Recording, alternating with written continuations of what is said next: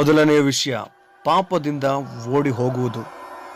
ಸತ್ಯವೇದ ಹೀಗೆ ಹೇಳುತ್ತೆ, 2 ತಿಮೋಥೆ 2:22 ನೀನು ಯೌವನದ ಇಚ್ಛೆಗಳಿಗೆ ದೂರವಾಗಿರು.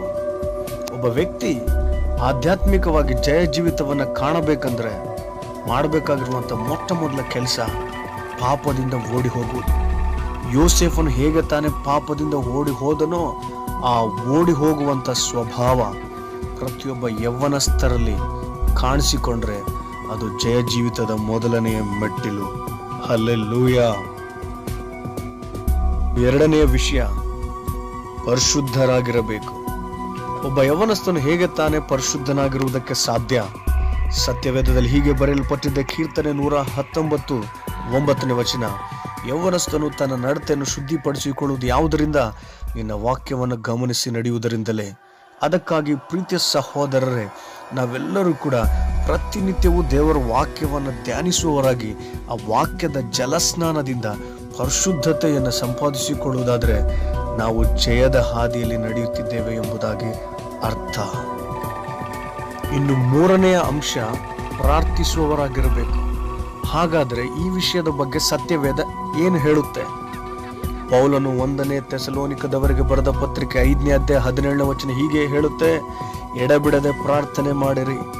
ಹೌದು ಪ್ರೀತಿಯ ಸಹೋದರ ಸಹೋದರಿ, ಒಬ್ಬ ಯೌವನಸ್ಥನಿಗೆ ಈ ಲೋಕದಲ್ಲಿ ತನ್ನ ಶರೀರದ ಆಶೆಗಳ ವಿರುದ್ಧವಾಗಿ, ಲೋಕದ ವ್ಯಾಮೋಹದ ವಿರುದ್ಧವಾಗಿ ಹೋರಾಡುವುದಕ್ಕಾಗಿ ದೇವರು ಕೊಟ್ಟಿರುವಂಥ ಏಕೈಕ ಆಯುಧ ಪ್ರಾರ್ಥನೆ. ಅದಕ್ಕಾಗಿ ಪ್ರತಿಯೊಬ್ಬ ಯೌವನಸ್ಥನು ಪ್ರಾರ್ಥಿಸುವವರಾಗಿರಬೇಕು. ಆದರೆ ಇತ್ತೀಚಿನ ದಿನಗಳಲ್ಲಿ ಹೆಚ್ಚು ನಿರ್ಲಕ್ಷಿಸುವವರಾಗಿದ್ದೇವೆ. ಇದರಿಂದ ಅಪಜಯವನ್ನು ನಾವು ಎದುರುಗೊಳ್ಳುತ್ತಾ ಇದ್ದೇವೆ.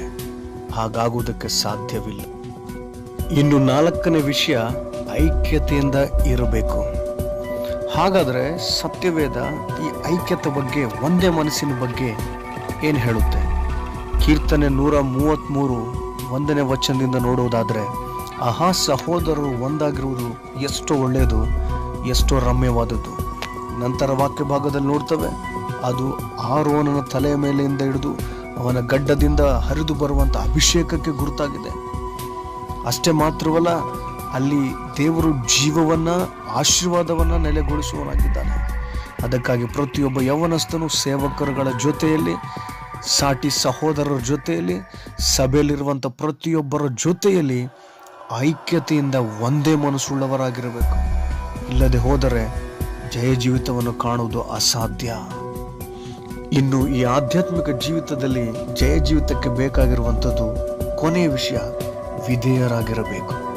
ಹೌದು ಪ್ರೀತಿಯ ಸಹೋದರ ಸಹೋದರಿ, ಸತ್ಯವೇದದಲ್ಲಿ ಹೀಗೆ ಬರೆಯಲ್ಪಟ್ಟಿದೆ, ಇಬ್ರಿಯರಿಗೆ ಬರೆದ ಪತ್ರಿಕೆ 13:17 ನಿಮ್ಮ ನಾಯಕರಿಗೆ ವಿಧೇಯರಾಗಿದ್ದು ಅವರಿಗೆ ಅಧೀನರಾಗಿರಿ.